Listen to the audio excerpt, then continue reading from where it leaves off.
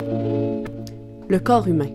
Il contient 206 os distincts, 639 muscles et 7200 terminaisons nerveuses seulement dans les pieds. Comment ce dernier interagit-il avec son espace? Quelles adaptations ont été apportées à son environnement pour qu'il se l'approprie à sa pleine capacité? Comment s'est-il modifié à travers le temps pour se plier aux contraintes qui l'entourent?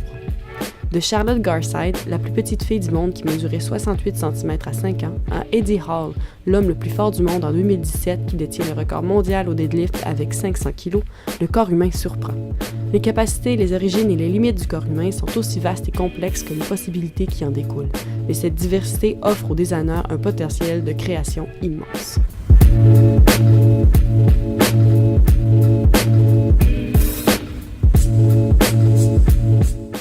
Selon Laurence Alary-Graal et Pierre Bourgeois, il faut mettre l'homme au centre de la réflexion, avec le souci permanent d'améliorer son bien-être et réfléchir sur l'utilisation du produit bien avant d'en imaginer les formes. Avant d'entreprendre un projet de design, il est primordial d'étudier les particularités corporelles spécifiques à l'humain. De ce fait, plusieurs sciences telles que l'anthropométrie sont utilisées. On qualifie l'anthropométrie comme la science qui étudie la mesure des particularités dimensionnelles d'un homme. Elle est également considérée comme une méthode de mesure des caractères dits morphologiques. Les données anthropométriques montrées sous forme de tableaux sont habituellement classées selon l'âge, le genre et la nationalité. Pour mieux comprendre ce concept, prenons en exemple le calcul anthropométrique relatif à la grandeur.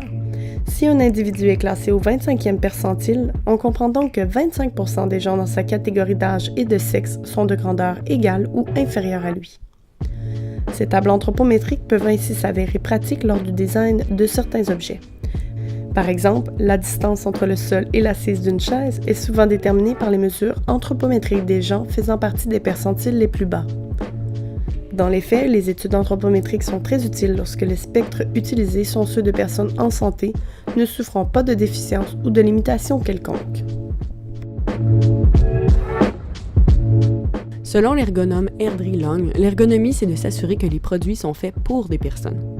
L'ergonomie est la discipline scientifique qui vise la compréhension fondamentale des interactions entre les êtres humains et les autres composantes d'un système, son environnement, les personnes et les objets, afin d'optimiser le bien-être des personnes et la performance globale des systèmes. Selon Long et le designer industriel Jonathan Talbot, plusieurs facteurs sont pris en compte dans la création d'un produit ergonomique. Il faut que celui-ci soit facilement compréhensible par ses utilisateurs et qu'il soit ajustable à différents types de physique. Ils utilisent plusieurs sources de données, dont les tables anthropométriques, mais aussi les informations sur les capacités biomécaniques de l'être humain pour bien cerner les usagers à qui ils s'adressent avec leur concept. C'est en combinant de façon équilibrée plusieurs caractéristiques qui définissent le corps humain et en les utilisant intelligemment qu'on peut obtenir un design ergonomique. Gérard Lézé, directeur général de l'Association pour la valorisation de l'innovation dans l'ameublement, a dit « L'homme moyen n'existe pas. Il y a des grands, des petits, des minces et des corpulents, mais pourquoi continuer à proposer un seul modèle de chaise? » L'ergonomie et les autres méthodes scientifiques qu'elle utilise pour justifier ses recommandations permettent d'avoir des conclusions quantitatives et qualitatives considérées comme fiables qui aideront les concepteurs à faire des objets confortables et adaptés.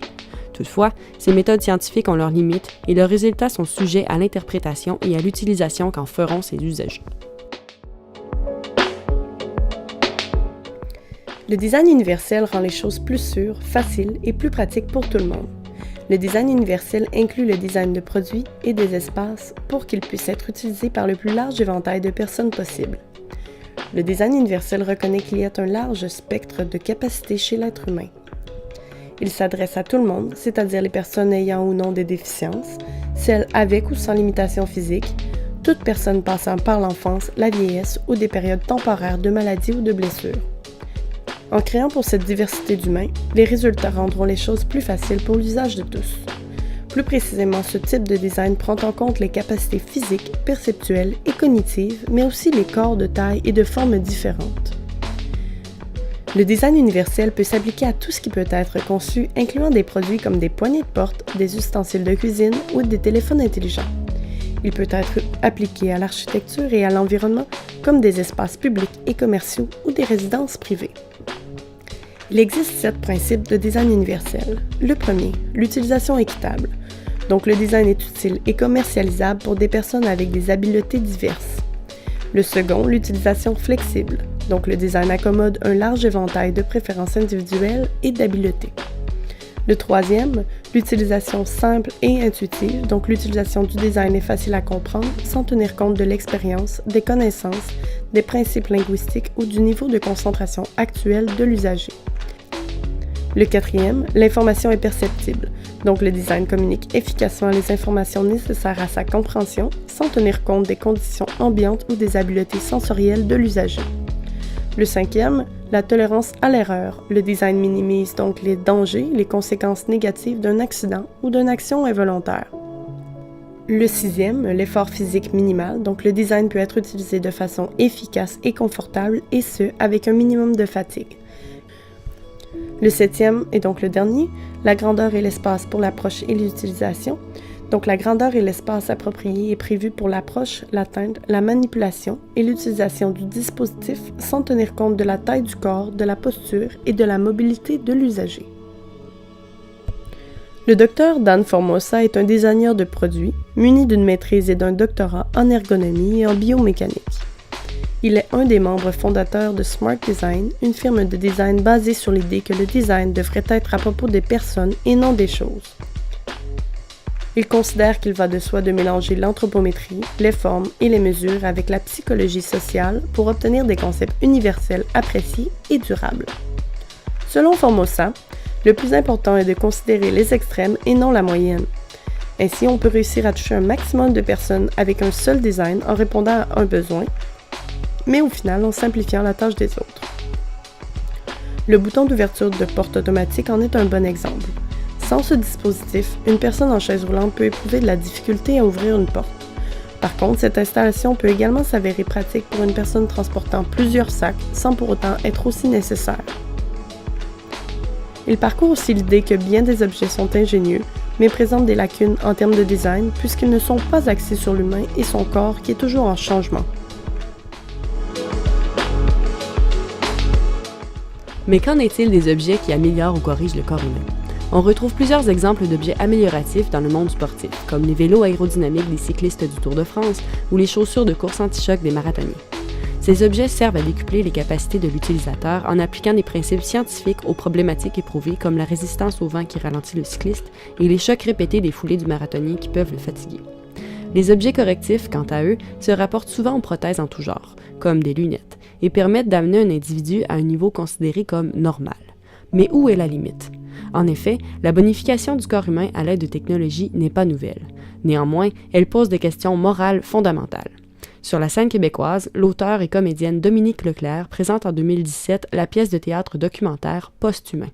Dans son œuvre, elle aborde des questions éthiques et les motivations relatives au traitement des lacunes et de l'optimisation du corps. Par exemple, vous avez des proches qui ont des problèmes X, Y, Z, je sais pas, vous perdez un bras, puis ou quelqu'un de votre entourage a un trouble, gros trouble psychique, on lui donne la possibilité avec une augmentation, une puce, de la stimulation transcrânienne, des prothèses branchées sur le cerveau, d'augmenter sa qualité de vie. Qui va dire non à ça? C'est exactement la question que j'essaie de poser, en fait. Le point de départ du spectacle, c'est que je suis diabétique de type 1, je suis dépendant de la technologie, j'ai un glucomètre qui a l'air d'être fait dans les années 80, c'est super pas pratique, pas efficace, et donc je pars à la recherche d'alternatives dans le mouvement Cyborg et Biohacker. Qui peut me trouver un autre objet? Et donc, ce que j'essaie de mettre en lumière, c'est que la ligne entre le curatif et l'amélioratif est impossible à tracer. Et c'est vraiment ça le problème. Et donc, le fait de m'être fait implanter une puce aussi fait partie de ça. Parce que mon point de départ est curatif, mais oups, j'ai versé de l'autre côté. La ligne est effectivement intraçable entre le concept de design curatif et amélioratif. C'est pourquoi une telle œuvre peut facilement induire un discours concernant les enjeux éthiques relatifs à de telles pratiques.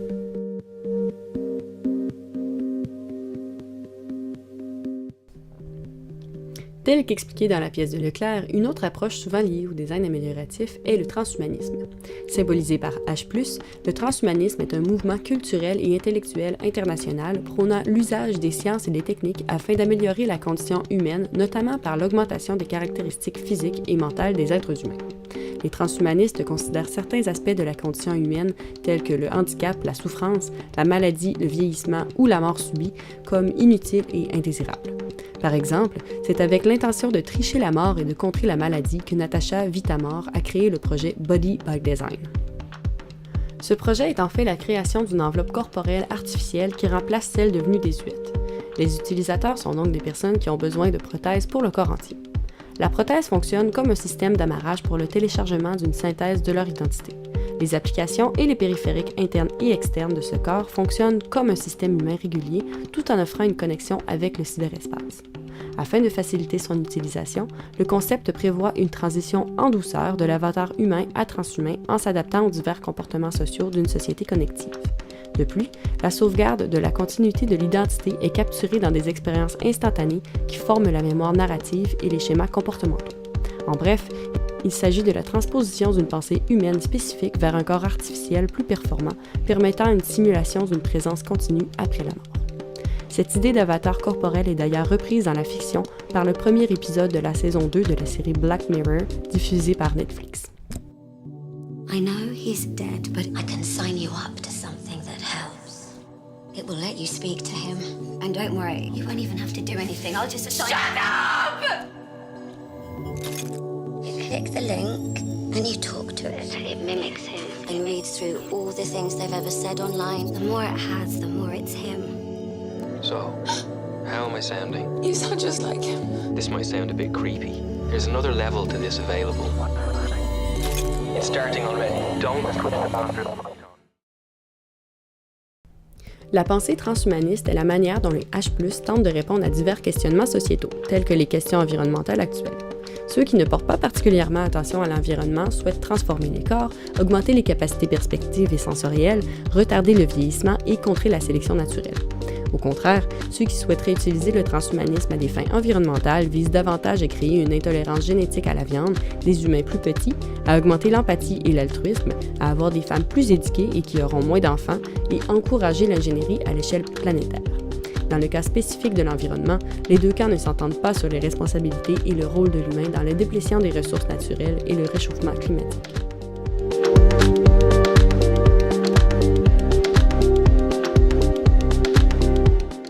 Lorsqu'on veut modifier la nature de l'homme, plusieurs enjeux éthiques et sociaux sont soulevés. Pour certains, on parle d'enthousiasme, mais pour d'autres, les critiques s'avèrent négatives. Chez les opposants, on reconnaît les bioconservateurs, qui s'opposent à une amélioration scientifique ou technique des capacités de l'être humain. On peut aussi considérer les néoludistes, qui eux s'opposent au remplacement des travailleurs humains par des machines. De grands noms tels que Michael Sandel ou Francis Fukuyama reprochent aux fervents du transhumanisme de vouloir jouer à Dieu, ce qui reviendrait à changer la justice sociale. Par contre, d'autres comme Laurent Alexandre, chirurgien urologue français, auteur et chef d'entreprise, s'intéressant au mouvement transhumaniste, ces modifications seraient pour eux un avancement. Ils croient qu'avec le transhumanisme, un nouveau paradigme religieux émerge.